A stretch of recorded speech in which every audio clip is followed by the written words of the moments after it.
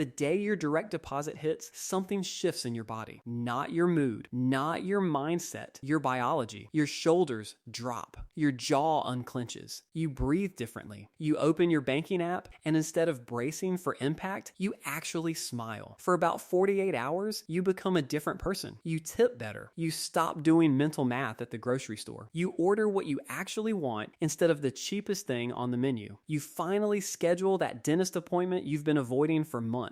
And then, without warning, that version of you just evaporates. The account balance is technically fine. Nothing catastrophic happened. But the panic is back. The tightness is back. And you're sitting at your desk on a Wednesday, wondering where that calm, confident person went. The one who existed for exactly 2 days after payday. Here's what I need you to understand before we go any further. That person didn't go anywhere. The system pulled them back. And until you understand exactly how that system works, it will keep pulling every single month, no matter how much you make. Welcome to CashCraft Daily. Today, we're breaking down the exact psychological and financial mechanism behind this cycle. We're talking about the salary mirage, the identity spend, and the one number that makes the window permanent. Let's get into it. Your brain plays a trick on you every single payday. When your paycheck lands, your brain does something sneaky. It looks at the full number and says, okay, we're good. It doesn't automatically subtract rent. It doesn't think about the car payment that comes out in 4 days, or the insurance, or the 3 subscriptions you forgot about. It just sees the big number and relaxes. This is called mental accounting. Your brain sorts money into invisible buckets, and the problem is it counts money as yours before it figures out where it's actually going. So let's say your paycheck is $4,000. Your brain sees $4,000 and feels rich, but $1,600 is already gone. Rent, car, insurance, minimum payments. Another $400 is going toward food and gas, whether you like it or not. That leaves maybe $500 to $700 of actual breathing room. But your brain doesn't feel the money leaving. It only felt the money arriving. So for 48 hours, you're emotionally living like you have $4,000. But the math says you have $600. That gap between what your brain feels and what your account actually has is exactly why the payday high always crashes. You weren't irresponsible. You were running on the wrong number the whole time. The way people actually spend after payday. Here's the part nobody talks about honestly. When people feel that payday high, they don't make one big crazy purchase. That's not how it works. They make small, quiet upgrades to their daily life. Things that feel completely reasonable in the moment. Meet Marcus. He's 31, salary job in Atlanta, takes home $3,800 a month. In March, he gets a $600 tax refund on top of his paycheck. He doesn't do anything dramatic. He just upgrades his week, stops packing lunch, starts ordering from nicer spots near the office, signs up for the better gym, $89 a month instead of his current $25, buys 2 dress shirts because his work review is coming up. Every single decision makes sense. None of them feel like mistakes. But here's what actually happened. The $600 refund is gone in 2 weeks. The gym membership, still $89 every month going forward.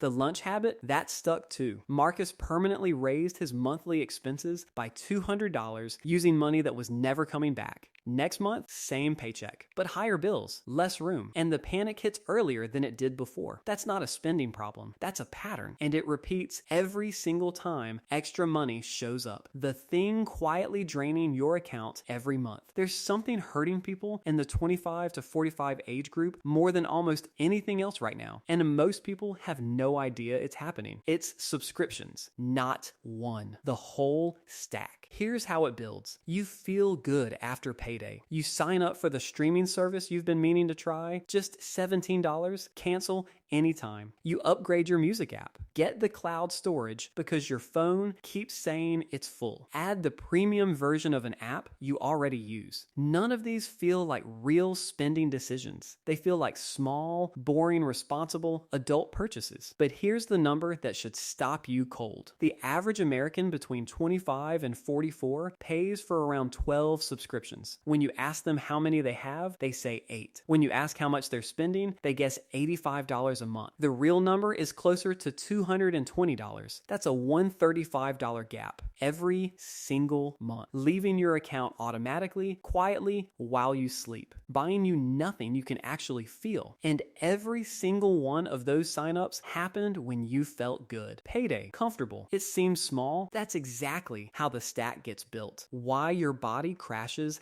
after the high. Let me explain what's actually happening inside you during this whole cycle. When your bank balance is low, your body produces cortisol. That's your stress hormone. It keeps you on alert, calculating, watching, bracing for something to go wrong. It's exhausting to live in that state, but your brain thinks it's being helpful. Then payday hits. Your brain releases dopamine. Cortisol drops. Your whole body exhales. This is why the first 2 days after payday feel so physically different. You're not imagining it. Your body chemistry actually changed. But here's the thing about dopamine. It doesn't last. It's designed to push you to take action, not to keep you feeling good forever. Within 48 hours, it fades. And when it fades, your brain doesn't go back to neutral. It swings the other direction. Cortisol comes back stronger than before. Now you're stressed again. Except now you have slightly less money than you did because some of it got committed to the new gym or the lunch habit or the subscription you forgot to cancel. This cycle resets every single month. And every month, the starting point gets a little worse, a little more pressure, a little less room. The answer isn't to earn more money and go through the same cycle on a bigger scale. The answer is to build something that breaks the cycle completely. One problem turns into three. With $8,000 in a high-yield savings account, that exact same situation is just an annoying week. You handle it, rebuild slowly, move on. No spiral, no lasting damage. But the bigger change isn't in your account, it's in your body. When your brain actually knows the buffer is there, cortisol stops running at full volume all day. You stop bracing every time your phone buzzes. You walk into work differently because you know you could survive leaving it. That 2-day calm you feel after every payday, that becomes your normal. And at $15,000, your money starts earning on its own. Around $600 to $750 a year just sitting there. 1 month of groceries paid by money you didn't work for. That's when everything shifts. 5 simple things that actually get you there. No complicated system, just 5 things. Split your direct deposit. Most US employers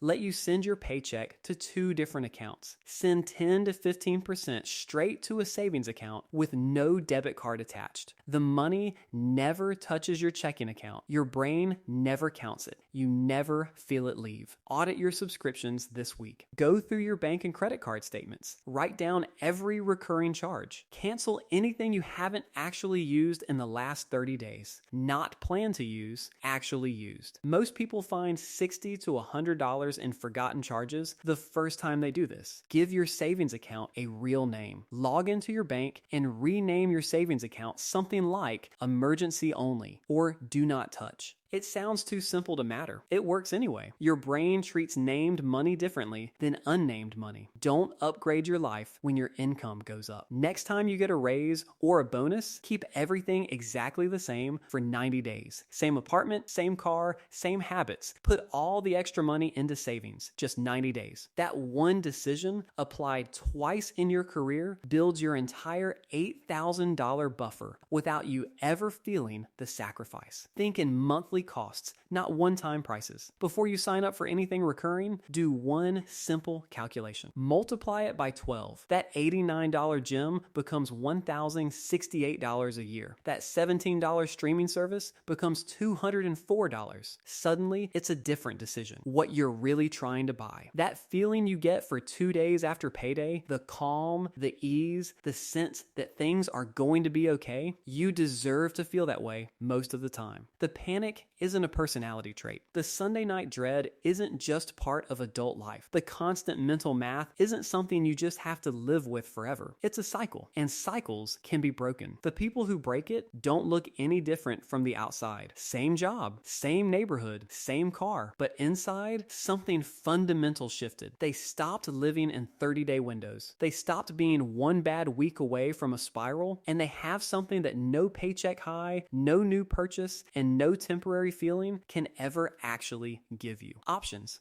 That's it. That's the whole thing. The ability to say no when something isn't right, to leave when something isn't working, to choose what comes next instead of just surviving it. That's what the buffer buys you. That's what this is all for. I'm CashCraft Daily. See you in the next one.